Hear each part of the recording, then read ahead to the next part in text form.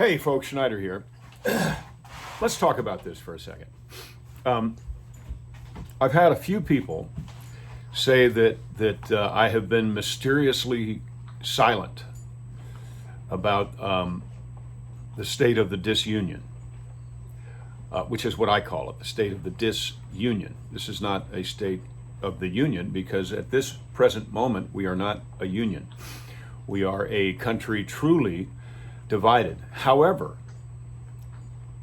that's my opinion. I also don't believe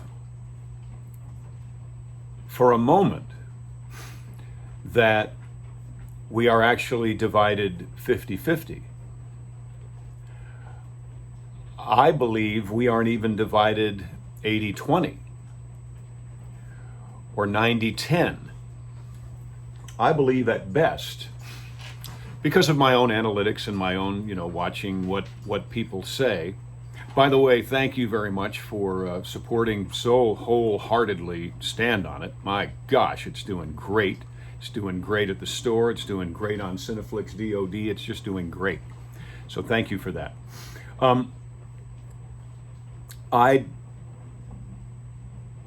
I believe, because of my own analytics, that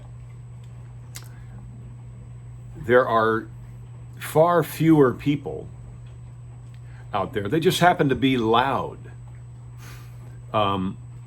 who disagree. Now, I realize that could be because, we have this, I've heard that we have this kind of, algorithm that really only feeds us the kinds of things, the ideas, the products, the notions, even the political opinions that we really want to hear.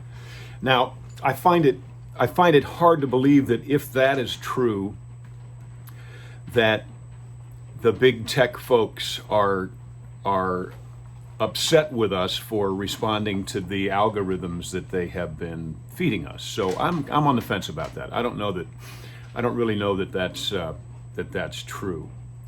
However, I was on the Huckabee show a couple days ago, and the governor and I spoke afterwards briefly, because he had made a comment about how that the man in the White House is the current president. He is the president, so he was not in favor of the "not my president" and all that. So what I've been feeling is that regardless of appearances, regardless of what appears to be happening on one side in Washington and what appears to be happening on an entirely different side in Washington, and there are two entirely different perspectives on what that is as well, this man is not my representative. And I think there's a difference. There's a difference. This man does not represent anything I believe. He does not represent anything I think. He does not represent really any action I could ever dream of taking, because I do believe, it is my 60-year-old opinion, that what this man has done by executive order, which, by the way, you will recall perhaps that less than a year ago, this man claimed that anyone who leads by executive order is a dictator. And this man has signed tenfold the executive orders of President Donald Trump. And yet then, now if you've been watching me long enough, you know that unless I have some epiphanal moment, which I do occasionally, my stance is pretty much the same. Sometimes I'm a little more pig-headed about expressing it, but you have got to admit, right now is a dangerous time to express a conservative opinion. But it's my opinion. I can't express something that I don't believe. I can't do it. I'm an actor. Somebody give me a script and I can, but no, I don't. I can't on this channel and on an interview. I cannot, not even will not. I cannot. It's not in me. I can't do it. So, I am of the mind that our Constitution and our people are stronger than this. I believe we are truly still the city on a hill. I believe we are the greatest country, the most noble experiment the world has ever seen. However, I'm sure you've heard me say this before as well, I believe that if you have the ball and no one is on your ass, then you are most likely not a very good player. I'm going to say that again. If you have the ball and no one is on your ass, you are not a very good player. When Kobe Bryant had the ball, everybody was on him. When Michael Jordan had the ball, everybody was on him. When Larry Bird had the ball, everybody was on him. On and on and on and on and on. When Herschel Walker had the ball, if you could catch him, you were on him, but very few people could catch him, and if you did, he'd just run over you. So, I don't know what's going on. I have no idea. I have no idea what's coming. I have no idea if anything. No, I'm not going to say that. I believe that something is going on that we are not privy to.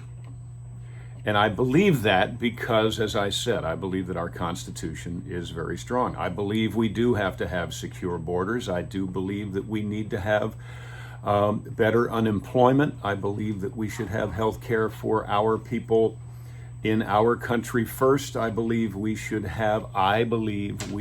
be totally self-sufficient with regard to energy. I believe that. And I believe we have taken,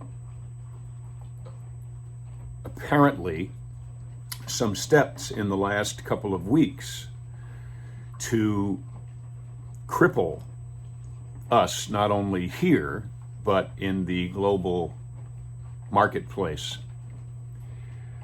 So I am holding out for the punchline. Don't know what it is. No idea. But if President Trump were not a threat of some kind to the status quo of the liberal side, then they wouldn't be after him like they are. Still, they won. Or you. I mean, I'm sure there's 2 or 3 people out there who are watching this who are on the opposing side of what I believe, and that's okay. But I do this because I think that it appears that you got away with it. It shocks me, but it appears to me that you got away with it, which is different. If you steal something and don't get caught, you did still steal some. I can't even say that. If you steal something and don't get caught, you did still steal something, didn't you? Anyway, to me, the fact that there is a attempted impeachment of a private citizen going on right now, because of the fear that this private citizen may, oh my God, run again. That tells me that there's an awful lot of double teaming going on this particular player. You've got to wonder why. You must. One last thing. I've been dirt track racing. I love it. I love it. I'm having so much fun. Alicia's having so much fun too. And we're going to do a lot more of it this year. But if I happen to win a race, and I'm nowhere near that, I understand.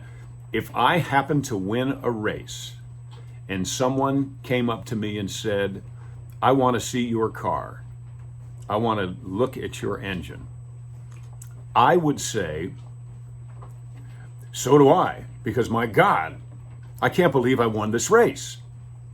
Let's tear it apart together. Let's figure this out. Because I want to know, was it the car or was it me? Because I won the race.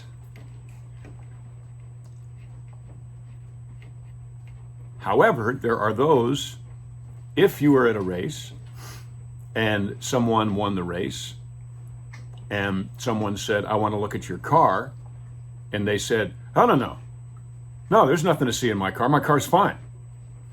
My car's fine. In fact, what's the matter with you? My car is fine. We don't need to look at it.